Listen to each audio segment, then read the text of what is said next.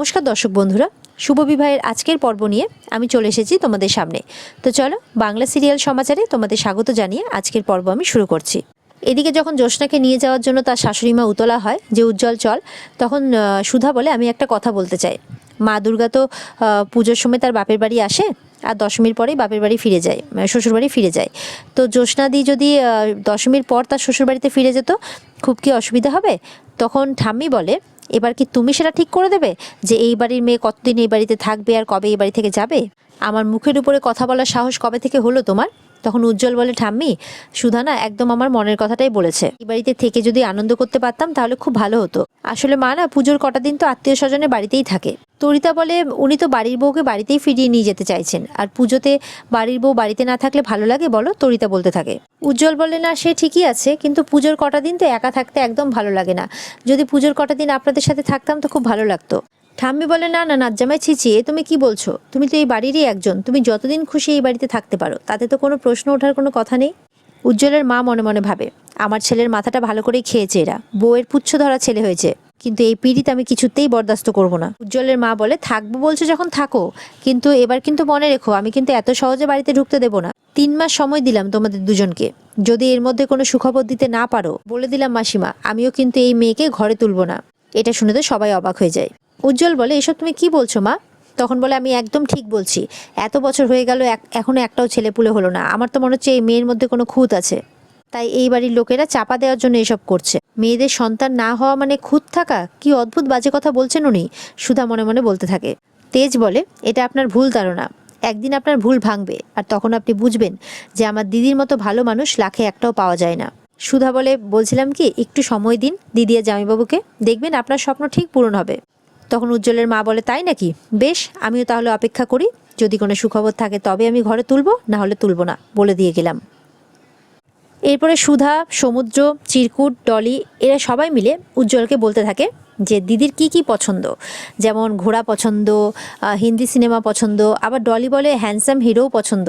এই সমস্ত কিছু আর কি উজ্জ্বলকে বলা হয়। উজ্জ্বল আবার লিখতে থাকে। সমুদ্র বলে দিদির কিন্তু মারামারিও খুব পছন্দ, ও কিন্তু ছোট থেকে টিভিতে ছেলে আর মেয়েদের মারামারি দেখতো, এই সমস্ত স্কিলগুলো না আমার উপরে প্রয়োগ করতো। এত কিল আর ঘুষি খেয়েছি না, এখনো মাথাটা টনটন করে। উজ্জ্বল বলে এ বাবা, আমার বউয়ের মন পেতে গেলে মারপিট করতে হবে? সুধা বলে কোনোটাই নয়, শুধু দিদিভাইকে বিশ্বাস করাতে হবে যে তুমি দিদিভাইকে কতটা ভালোবাসো, দিদিভাইয়ের জন্য সবকিছু করতে পারো। দিদিভাইয়ের রিয়েল লাইফের হিরো হয়ে উঠতে হবে, যে দিদিভাইয়ের জন্য জঙ্গল, সমুদ্র, পাহাড় সবকিছু পার করতে পারে শুধুমাত্র দিদিভাইয়ের জন্য। আর আমার বিশ্বাস এটা তুমি ঠিক পারবে। উজ্জ্বল বলে পারবো পারবো, আমাকে তো পারতেই হবে। উজ্জ্বল বলে এত কিছু আমি কি করে করব অল্প সময়ের মধ্যে? তখন সুধা বলে আমি তো আছি, সব সামলে নেব। এদিকে দেখা যাচ্ছে তেজ ঘরে বসে ঠাম্মি যে সুধাকে কথাগুলো বলেছিল সেগুলো ভেবে যাচ্ছে। এরপরে দেখা যাচ্ছে তেজের মাথা ধরেছে, শিলাকে ডাকে, বলে এখানে ওষুধের বক্সটা ছিল কই? বলে এখানেই থাকবে, আমি তো এই ঘরে কোনো কিছুতে হাত দিই না। বলে এই তো আমি আলমারিতেও খুঁজলাম কিন্তু খুঁজে পেলাম না। তেজ বলে এখানেই তো ছিল, উধাও হয়ে গেল নাকি? নিশ্চয়ই কেউ হাত দিয়েছে, তুমি যাও এখান থেকে, মাথাটা খুব ধরেছে আমার। শিলা চলে যায়। এরপরে সুধাকে ডাকতে থাকে তেজ। এদিকে জ্যোৎস্না ঘরে বসে ওই গার্ডের কথাগুলো ভাবতে থাকে আর সেই চিঠিটার কথা ভাবতে থাকে। জ্যোৎস্না বলে এবার আমি এমন কিছু একটা করব যারা আমাকে ধরে বেঁধে ঘরে আটকে রেখেছে তারা বাধ্য হবে আমাকে ছেড়ে দিতে। এরপরে ইমনের বলা কূটনৈতিক কথাগুলো মনে করতে থাকে জ্যোৎস্না। ড্রয়ার থেকে বের করে সেই ছবিগুলো। জ্যোৎস্না বলে শুধু তোমার জন্য সুধা, আমি সুতীর্থকে এত কাছে পেয়েও হারিয়ে ফেললাম, কিন্তু এবার আমি তোমাকে বোঝাবো আমি যা যন্ত্রণা সহ্য করছি তার 2 গুণ 3 গুণ আমি তোমাকে ফেরত দেব। এদিকে শিলা এসে তেজের মাথা ব্যথার কথাটা সুধাকে বলছে। বলে ওনার মেজাজ মানে এতটাই মাথা ব্যথা করছে যে ওনার মেজাজ একদম সপ্তমে চড়ে আছে। শিলা বলে ওই দেখো পায়ের আওয়াজ, মনে হয় উনিই আসছেন, আমি না পালাই এখান থেকে, আমাকে দেখলে আবার বকবকি করবেন। সুধা তো নিজের মতো কাজ করেই চলেছে, কোনো কথাকে পাত্তা না দিয়ে। বলে মানুষকে খিচখিচ করাই তো ওনার স্বভাব, সবসময় শুধু রাগ রাগ করলেই যেন মনে হয় ম্যাজিকের মতো মাথা ব্যথা কমে যাবে। এদিকে দেখা যাচ্ছে চিনি ফুরিয়ে গেছে, তখন বড় কৌটো থেকে চিনি নেওয়ার জন্য একটা টুল দিয়ে সেই কৌটো পাড়তে থাকে সুধা। এদিকে চলে আসে তরিতা, বলে দাঁড়াও, সবসময় বেশি কাজ দেখানো না আর আমাকে অকর্মণ্য প্রমাণ করা ঠামির সামনে, এবার এমনভাবে তোমাকে ফেলবো যে তোমার কোমরটাই ভেঙে যাবে আর বেশি কাজ করা বেড়ে যাবে। তখন একটা দড়ি জোগাড় করে, তখন দড়িটাকে সে টুলের সঙ্গে বাঁধতে যায় চুপ করে। আর সুধা তো ওদিকে ওপর থেকে কৌটো নামানোর কাজে ব্যস্ত। এরপরে টুলের মধ্যে দড়িটা বেঁধে ফেলে তরিতা, যাতে সে টানতে গেলেই সুধা পড়ে যায়। তরিতা বলে ওদিকে তো ইমন আর ঠাকুরজি তোমাকে শায়েস্তা করার জন্য রেডি হয়ে বসে আছে, কিন্তু ওদের চালটা চালার আগে আমাকেই মোক্ষম চালটা চেলে দিতে হবে। তারপর কোমর ভেঙে তুমি ছাদের ঘরে শুয়ে থাকবে, পুরো পুজোতে ছাদের ঘরে শুয়ে থাকবে তুমি। তোমার নাকের কাজ দিয়ে আমি রোজ রোজ সেজে গুজে ঠাকুর দেখতে যাব। এগুলোই বলতে থাকে তরিতা। এরপর দেখা যায় তরিতা যেই দড়িতে টান দেয় অমনি সুধা পড়তে যাবে কি তেজ এসে ধরে নেয়, আর ওই অবস্থায় আবার দুজনকে দেখতে থাকে। তরিতা বলে কি হচ্ছে এসব? তখন তরিতা ওখান থেকে চুপ করে পালিয়ে যায়। তেজ বলে যেটা পারেন না সেটা করতে যান কেন? সুধা বলে কে বলেছিল আপনাকে এখানে আসতে? আমি কি হাতে পায়ে ধরেছিলাম আসার জন্য? বলে বলতে হয় না তো, কাজেই তো বুঝিয়ে দেন। এই বিপদে পড়া না এখন আপনার প্রধান কাজ হয়ে দাঁড়িয়েছে, বুঝতে পেরেছেন? আর আমিও দেখছি ব্যবসার থেকে বেশি আপনাকে বাঁচানোর পেছনে বেশি সময় ক্ষয় করছি। ওই যে আমাকে জল থেকে বাঁচিয়েছিলেন, শোধ দিয়ে দিলাম। বাই দ্য ওয়ে, আপনি এখানে কি করছেন? আপনার তো কিচেনে ঢোকা বারণ। সুধা বলে ঠাম্মি আমাকে সব দায়িত্ব দিয়েছেন এই বাড়ির, আর তরিতাকে বাসন মাজানো, এই বাড়ির কাজ করানো, ওকে দেখে রাখা, এই দায়িত্বটাও আমার। আপনি এখানে কি করতে এসছেন? আপনার কি ফোনে নোটিফিকেশন এসেছিল আমাকে বাঁচানোর জন্যে? তেজ বলে সারাক্ষণ শুধু টেরা টেরা কথা। শুনুন, আমার না কোনো শখ নেই এখানে আসার। আমার ঘরে যে ওষুধের বক্সটা থাকে সেটা খুঁজে পাচ্ছি না। কোথায় রেখেছেন? বলে কোন ওষুধ? বলে কেন, ওষুধের বক্স যেটা সবসময় আমার ঘরে থাকে, মাথা ব্যথা, জ্বর, পেট খারাপ, অ্যাংজাইটি, আরো সমস্ত কিছু, অনেক কিছু ওষুধ আছে ওখানে। সুধা বলে সরি, পাবেন না। তেজ বলে এক সেকেন্ড, পাবেন না মানে? সুধা নিজের কাজকর্ম করতে থাকে আর তেজ পেছন পেছন ঘুরতে থাকে। বলে পাবো না মানে? কি বলছেন কি আপনি? আপনি কি চান আমি সাফার করি, আমি কষ্ট পাই? অবশ্য হ্যাঁ, আমি কষ্ট পেলে তো আপনার আনন্দই হয়। ওই জন্যই তো ঠাম্মির সামনে আমাকে ছোট করলেন আপনি। মানে আমি যাই বলি আপনি ঠিক তার উল্টোটাই করবেন। সেই কারণেই তো দিদিকে ভুল পথে চালনা করলেন। সুধা নিজের কাজ করেই চলেছে আর তেজ বকবক করেই চলেছে। শিলা পাশ থেকে শুনছে, বলে দেখেছো এখনো বৌমণিকে দোষারোপ করছে। এদিকে বৌমণি যে দিদিভাইকে বাঁচাতে গেছিল সেটা তো দাদাভাই জানেই না, তাই ভুল বুঝছে বৌমণিকে। না না, এবার আমাকেই কিছু করতে হবে বলে ওখান থেকে চলে যায় শিলা। সুধা তেজের জন্য হার্বাল টি বানাচ্ছিল, সেটা তেজকে দেয়। বলে নিন, এটা খেয়ে নিন, মাথা ব্যথা চলে যাবে। বলে আমাকে না এই সমস্ত হাতুড়ি মার্কা ওষুধ দিতে যাবেন না, আমার প্রপার ওষুধ চাই, আমার ওষুধের বক্সটা দিন। সুধা বলে পাবেন না। তখন সুধা মনে মনে ভাবে এখানে জিনিসটা রেখে আমাকে যেতে হবে, আমি সামনে থাকলে তো খাবেন না, না থাকলে ঠিক খাবেন।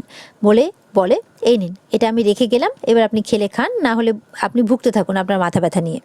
আর এদিকে সুধা চলে যাওয়ার পরও তেজ বকবক করতে থাকে। এদিকে তেজ দেখছে সেই কাপ থেকে গন্ধটা তো খুব ভালোই আসছে। এরপরে সুধা যখন চলে যায় তখন সেই চাটা খেতে থাকে তেজ। খেয়ে তো তার খুব স্বস্তি বোধ হয়, আর এটা চুপ করে দেখে সুধা বাইরে থেকে। এরপরে তেজকে দেখতে দেখতে সুধা নিজেকেও কল্পনা করতে থাকে তেজের সাথে। কিছুক্ষণ পর সুধার ধ্যান ভাঙে। মনে মনে ভাবে সুধা, হঠাৎ করে ওনাকে নিয়ে সব কি ভাবছি আমি? হলোটা কি আমার? না না, সামনে অনেক কাজ। জামাইবাবুকে দিদির মনের মতো করে তুলতে হবে, আমায় সবকিছু ঠিক করতে হবে। মিস্টার বসু মল্লিকের বিশ্বাস আবার ফিরে পেতে হবে। এর মধ্যে জেগে স্বপ্ন দেখার সময় আমার নেই। এরপরে জ্যোৎস্নার জন্য সুধা পরোটা আর আলুর দম নিয়ে আসে, আর তাকে জামাইবাবুর কথা বোঝাতে থাকে, উজ্জ্বলের কথা, যে দেখো উনি কিন্তু খুব ভালো মানুষ, একবার তুমি ওনার সাথে সংসার করতে শুরু করো, তাহলে দেখবে কোনো দুঃখ কষ্ট তোমাকে স্পর্শই করতে পারবে না। জ্যোৎস্না চুপ করে বসে থাকে, কারণ তার মনে তো অন্য কিছু চলছে।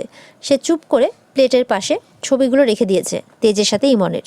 জ্যোৎস্না বলে সব ঝুড়ি ঝুড়ি মিথ্যে কথা বলা বন্ধ করো সুধা। সুধা বলে না দিদি, আমি কোনো মিথ্যে কথা বলছি না, সত্যি উজ্জ্বলদা আমাকে সাহায্য করেছে, আর উজ্জ্বলদাই তো আমাকে বলেছে যে তুমি পরোটার আলুর দম খেতে কত ভালোবাসো। জ্যোৎস্না বলে দেখো সুধা, তুমি আমার বাড়ির লোকেদের, মানে আমাকে আর উজ্জ্বলকে বেশি দিন তো চেনো না, তাই সবাইকে এভাবে নিজের হাতের পুতুল বানিয়ে নাচানো বন্ধ করো। আর আরেকটা কথা, আমি এরপর থেকে কি করবো আর করবো না সেটা তুমি আমাকে নেক্সট টাইম থেকে জ্ঞান দিতে এসো না। এরপরে সুধা আবারও কিছু বলতে গেলে জ্যোৎস্না তাকে থামিয়ে দেয়। জ্যোৎস্না বলে তোমার কি মনে হয় এতটাই সহজ? এখন ঠাম্মি যদি তোমাকে এই বাড়ি থেকে ঘাড় ধাক্কা দিয়ে বের করে দেয়, পারবে তো আমার ভাইকে ভুলে যেতে? পারবে না তো, ওই জন্য তো এত কিছু সহ্য করে এই বাড়িতে থেকে যাচ্ছ। অবশ্য তোমার ক্ষেত্রে কারণটা বোধহয় ভালোবাসার নয়। একবার ঘর ভাঙার অপবাদ নিয়েছো, দ্বিতীয়বার সেটা নিতে চাইছো না, তাই জন্যই যেতে চাইছো না এই বাড়ি থেকে, তাই না? কিন্তু আমি এই মিথ্যে সংসার, মিথ্যে ঘর, মিথ্যে বিয়ে, এই সব কিছু ভেঙে বেরোতে চাই সুধা। আমি জানি যেই বিয়েতে ভালোবাসা নেই সেই বিয়ে কোনোদিনও সুখের হতে পারে না, এরকম তোমার হয়নি। দি, আমি কিন্তু এখনো এই বাড়িতে খুব সুখে আছি, তাই ঠাম্মি আমাকে এই বাড়ি থেকে চলে যেতে বললেও আমি যাইনি। মিস্টার বসু মল্লিককে ছেড়ে চলে যাওয়ার কথা আমি কোনোদিনও ভাবতেই পারি না, কারণ আমি মিস্টার বসু মল্লিককে খুব শ্রদ্ধা করি। উনি আমার জন্য সবার বিরুদ্ধে যেতে পারেন, সবার সঙ্গে লড়াই করতে পারেন, কিছু করতে পারেন, তাই আমি এখন জোর গলায় বলতে পারি আমার জীবনে সব থেকে কঠিন পরিস্থিতিতেও মিস্টার বসু মল্লিক আমার পাশে থাকবেন। জ্যোৎস্না বলে কিন্তু ভাই যে তোমাকে ভালোবাসে এটা তুমি জোর গলায় বলতে পারবে তো সুধা? সুধা বলে এসব তুমি কি বলছো দিদি? জ্যোৎস্না বলে এটাই বলছি যে আমার ভাই না তোমাকে কোনোদিনও ভালোবেসেছে, না কোনোদিনও বাসবে, কারণ ভাইয়ের জীবনে অন্য মানুষ রয়েছে। সুধা তো এটা শুনে অবাক হয়ে যায়। জ্যোৎস্না বলে জানতে চাও সে কে? জ্যোৎস্না বলে সে আর অন্য কেউ নয়, ইমন। তারপর সেই ছবিগুলো দেখায় সুধাকে। সুধা তো ছবিগুলো দেখে অবাক হয়ে যায়। ধপ করে বসে পড়ে বিছানার মধ্যে। এদিকে দেখা যাচ্ছে তেজ অফিস থেকে বাড়ি ফিরছে, তার মিটিং আজ সাকসেসফুল হয়েছে, সেটা সে তার বাবাকে ফোন করে জানায়। এদিকে অমল বলে, স্যার আপনারা কিন্তু বৌদিমণিকে ভুল বুঝেছেন। কালকে কিন্তু বৌদিমণির কোনো দোষ ছিল না, তিনি কিন্তু একদম নির্দোষ।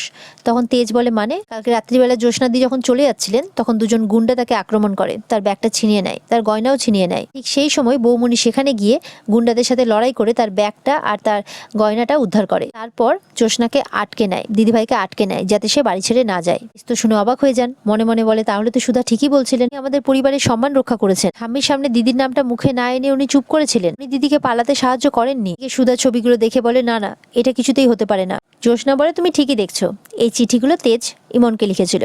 তাদের বেশ কয়েক বছরেরই সম্পর্ক ছিল, ওরা একে অপরকে ভালোবেসে বিয়েও করতে চেয়েছিল, কিন্তু বিয়েটা হয়নি। কার জন্য জানো? সুধা বলে, কার জন্যে? তখনই জ্যোৎস্না বলে, ঠাম্মির জন্য। নিজের স্বার্থের জন্য 2 বছর আগে ঠাম্মি ওদের বিয়েটা ভেঙে দেয়, ইমনকে তেজের জীবন থেকে দূরে সরিয়ে দেয়, ঠিক যেমন আমার সাথে করেছিল। কিন্তু ভালোবাসা, সেটা কি এত সহজে ভোলা যায় সুধা? এরপরে সুধা ইমনের বলা কথাগুলো ভাবতে থাকে। যখন সে সুধার সামনে বলছিল, তোমাকে বলেননি না তেজ আমাদের সম্পর্কের কথাটা? সুধার খারাপ লাগে। আর এখানে আজকের পর্ব শেষ হয়ে যায়। তো এই ছিল আজকের পর্ব। দেখা হচ্ছে তোমাদের সাথে আগামী পর্বে শুভ বিবাহের নতুন এপিসোড নিয়ে। ততক্ষণ সবাই ভালো থাকবে।